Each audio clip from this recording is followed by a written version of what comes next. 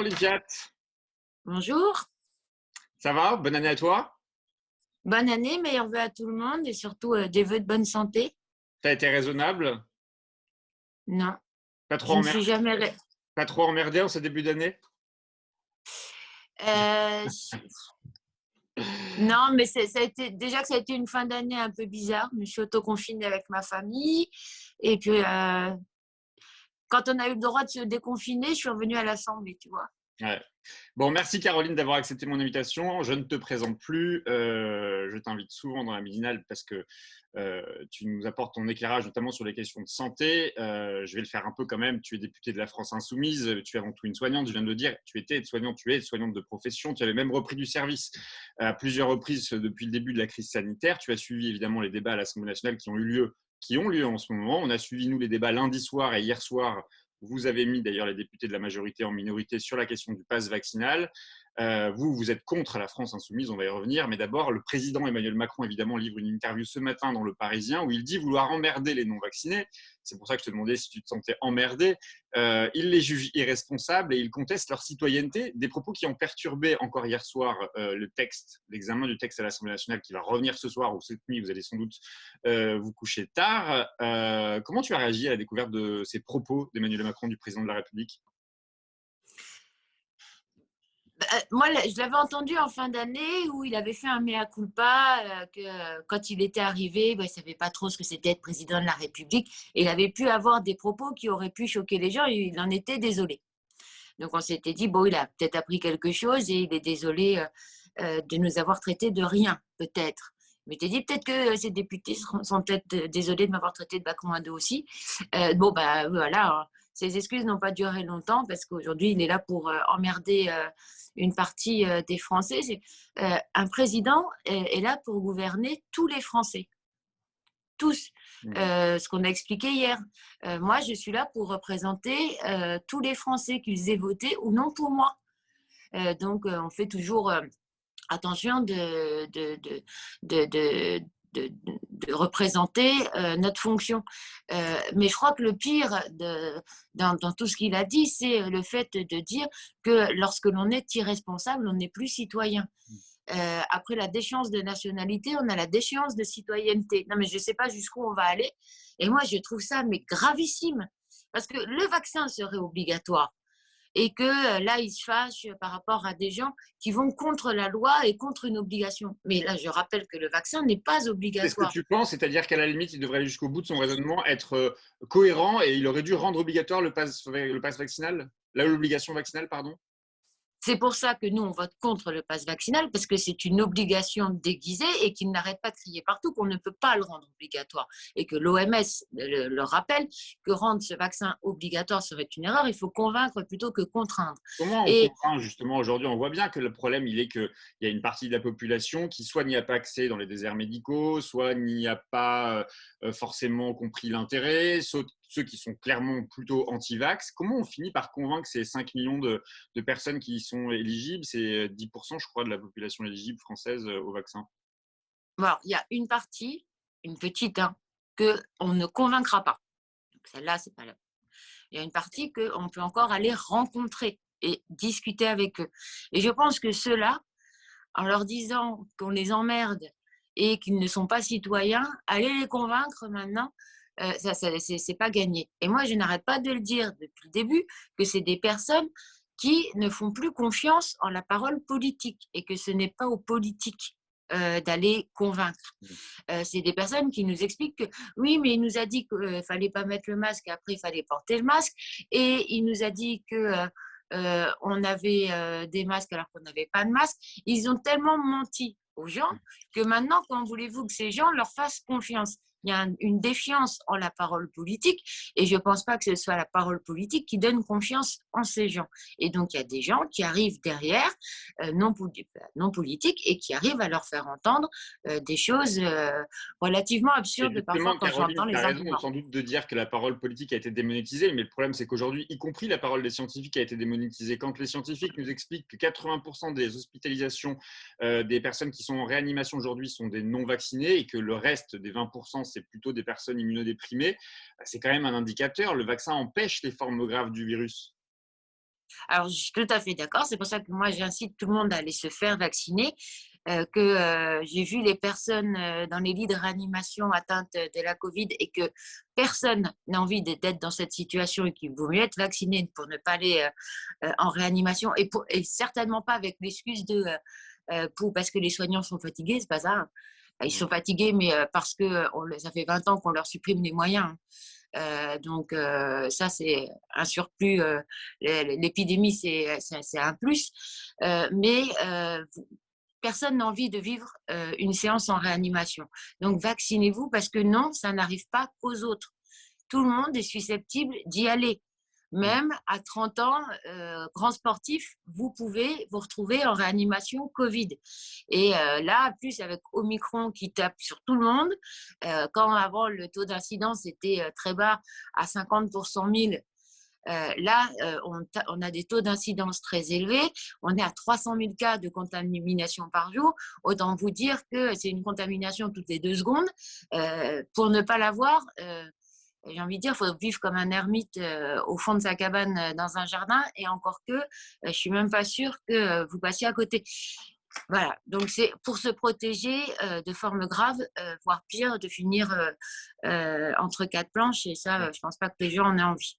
Ce matin, j'écoutais sur France Info le président de la Commission nationale de l'AP-HP, Rémi Salomon, et il disait, en gros, si tout le monde était vacciné, il n'y aurait pas de crise sanitaire. Et j'ai un peu tiqué parce que j'entends ce discours où il s'agirait de dire que dans nos petites frontières, il faudrait que tout le monde soit vacciné pour que le problème soit réglé, sans que jamais il nous explique qu'en fait, c'est le monde entier qu'il faudrait vacciner. Bon, il se trouve qu'à la fin de son interview, il dit, pour empêcher les variants, il faut que le monde entier soit vacciné.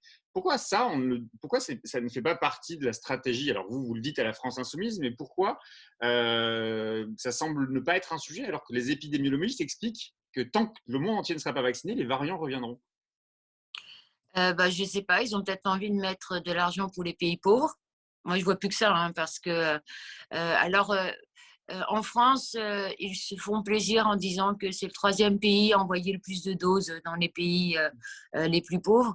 Enfin bon, c'est pas en envoyant 1% de doses par rapport à la population qu'on va stopper l'épidémie. Une pandémie, c'est une épidémie mondiale. Donc, il faut vacciner 80% de la population mondiale pour au mieux stopper cette pandémie. Après, il y a quand même des choses moi, qui m'inquiètent par rapport à cette pandémie, rien que dans notre pays et l'exemple de notre pays. Au mois de juillet, Olivier Véran, c'est le sachant, hein, parce que c'est à chaque fois il dit, lui il est médecin, moi je suis aide-soignante, donc je reprends les propos du sachant, nous avait dit, quand il a mis le pass sanitaire, au mois de juillet. Oui, mais vous verrez, quand 90% de notre pays sera vacciné, ce sera derrière nous, on retirera le pass sanitaire. Bon, 90% de notre pays est vacciné et là, on met le pass vaccinal. Ouais. Donc, là, il faut se dire quand même que ce virus est sacrément chiant, je suis désolée d'expression, mais et que vacciner, on l'attrape. Alors, on ne fait pas de forme grave. Des fois, on est même asymptomatique. On le transmet, mais voilà. Moi, j'ai un de mes enfants qui l'a attrapé et je faisais rire tout le monde quand on me prenait de ces nouvelles. Je disais, globalement, il n'y a pas un dixième de température supplémentaire, mais alors une énergie doublée. Et vu que j'ai isolé tout le monde, c'était un peu la foire à la Habité à la maison. maison, quoi. Ouais, c'était sportif. Non, mais bon, après, il y a des gens qui sont quand même pas mal touchés. Mais bon, le vaccin, quand même, protège des formes graves. Mais il va traîner quand même un bout de temps. Et effectivement, les variants vont continuer à arriver de partout tant qu'on ne vaccine pas la planète entière. Il y a un autre problème qui est sur la table en ce moment, et d'ailleurs, hier, je recevais dans la matinale le professeur Grimaldi, qui a fait un peu, qui a suscité beaucoup de réactions suite à sa tribune dans le JDD, mais lui, il nous dit quand même que le problème, c'est que ce qu'on ne dit pas assez, c'est qu'on va plus mourir des cancers, des maladies chroniques, des absences ou des reports de dépistage d'opérations que du Covid-19 lui-même, de ses variants. Il dit qu'on trie les patients aujourd'hui. Comment on répond à cette urgence? Je sais que tu vas me dire, possiblement, il faut recruter des infirmières, il faut mettre les moyens dans l'hôpital public, mais là, l'urgence, elle est là, le temps de recruter de former des soignants, on ne sait pas faire. Et là, on a tous vu, lu dans les médias, dans les journaux, dans la presse, ces personnes atteintes d'un cancer, les enfants atteints d'un cancer, dont l'opération a été reportée. Comment on répond là tout de suite à cette urgence? Alors, ça, mais moi, je suis totalement d'accord. depuis mars, enfin non, j'y suis retournée en mars 2020. Donc, quand je suis revenue, donc mai 2020, j'ai dénoncé les déprogrammations. Non, parce que, 30% des cancers, des opérations cancers sont reportées. oui. Et j'avais dit, attention, quand tout le monde disait que la Covid ne tuait pas pour les sceptiques, j'avais dit, attention, vous avez l'impression qu'il n'y a pas beaucoup de décès, attention tous les décès collatéraux, c'est-à-dire toutes les déprogrammations qui vont devenir des décès derrière. Quand j'avais fait ces remarques dans l'hémicycle sur les déprogrammations et tout ça, j'avais une belle réponse comme d'habitude, parce que moi je ne suis pas sachante. Mensonge, démago, tutti quanti, en disant il faut mettre les moyens. On a réussi à ouvrir des lits de réanimation, on a des renforts, il faut draguer tous les soignants, il faut leur donner l'envie de rester, de revenir, auditionner les 180 000 infirmiers diplômés d'État qui sont partis pour qu'ils reviennent, mettre des ratios en place, donner les moyens techniques, les moyens humains, rouvrir des lits pour déjà rattraper les déprogrammations de la première vague. Rien de toutes mes propositions. Donc, à mon retour, n'ont été entendues. Avec le groupe La France Insoumise, on a fait des propositions pareilles pour proposer de rouvrir des lits. Avec les médecins, les PADU, les médecins cubains qui fait sourire tout le monde. Mais en attendant, quand on n'en a pas, on peut peut-être profiter de ceux qui veulent bien venir nous aider. On a fait plein de propositions. Donc, aujourd'hui, on est à 18 mois plus tard, avec une déprogrammation affligeante pour la sixième, le pays le plus riche du monde, et puissance mondiale, pardon, et je n'ai pas beaucoup dormi. Hein. Je risque d'avoir des bugs. Je te réveille tôt en plus. Pour la sixième puissance mondiale, on déprogramme. Mais moi, ce que je tiens à dire, c'est pour les gens qui auraient lu l'article du Parisien, qui est un article payant, c'est un peu la mode. Les enseignants ont dû acheter l'article du Parisien pour savoir ce qu'il faudrait faire dès lundi matin pour les protocoles de l'éducation. Et là, pour savoir quelles insultes nous a affligé le président, il faut payer l'article. Bon, c'est un président qui communique avec les Français, mais il faut payer. Mais je tiens à le préciser quand même. Il précise bien dans cet article que les mots ont leur importance et que l'on ne trie pas dans notre pays, qu'il n'y a jamais eu de tri dans notre pays et que c'est sa ligne rouge. Non, mais il nous prend en plus pour des abrutis finis. Parce que celle-là, je ne voudrais pas spoiler l'après-midi et la nocturne de ce soir, mais je prie de croire que ce paragraphe de l'article du Parisien, vous risquez de l'entendre beaucoup dans ma bouche cet après-midi et ce soir, parce que je lui ai demandé des explications. L'explication d'Olivier Véran et de tous les députés En Marche sur le pass vaccinal, c'est qu'il faut soulager les hôpitaux, les soignants nous demandent, on des programmes, on trie. On est des irresponsables de couper les discussions dans l'hémicycle sur le sujet. On pense pour aux soignants, aux déprogrammations, aux pauvres patients qui attendent de se faire soigner. Non, attendez. Ouais. Emmanuel Macron, Saint Emmanuel Macron, le monarque présidentiel, Jupiter, tout ça, on n'a jamais trié dans notre pays. C'est sa ligne rouge, donc qui ment? Vous allez plaider cette nuit, cet après-midi et cette nuit contre ce pass vaccinal. A priori, les Français ils sont plutôt favorables. Ils ne comprennent pas justement cette opposition, notamment au vaccin. Vous n'avez pas peur que votre parole soit inaudible dans ce contexte ? Non, parce qu'il faut la faire entendre, il faut la faire comprendre aussi. Moi, dernièrement, il y a justement une personne qui ne comprenait pas pourquoi j'allais voter contre le pass vaccinal. Et je commençais à lui expliquer, puis elle me regarde et puis elle me dit « Non, mais je n'ai pas envie d'être convaincue par tes arguments. » Je regarde, si tu me demandes de convaincre les non-vaccinés, alors moi, je vais te convaincre toi, d'être patiente et de me laisser le temps de convaincre les non-vaccinés. Parce que si toi, tu restes fermée et à force de discuter, elle a compris ma position. Faut convaincre tout le monde, il faut vivre tous ensemble. Soit il y avait une obligation, ce qui n'est pas le cas, on n'interdit pas aux gens de vivre, de sortir, de prendre le train, de se déplacer dans notre pays. On en arrive à un niveau, d'autant plus que, je le rappelle, avec un test sanitaire, un test négatif, on est quand même beaucoup Oui. moins, c'est quand même beaucoup plus probable que vous ne donniez pas le virus qu'en étant vacciné et en vous promenant dans le train, quoi. Donc, et puis toutes les choses que là on a vues entre Véran et Djebari qui disent pas la même chose sur les repas dans le train. Il n'y a rien qui est clair. Blanquer qui envoie pas de protocole mais qui donne des éléments dans des articles. Faut.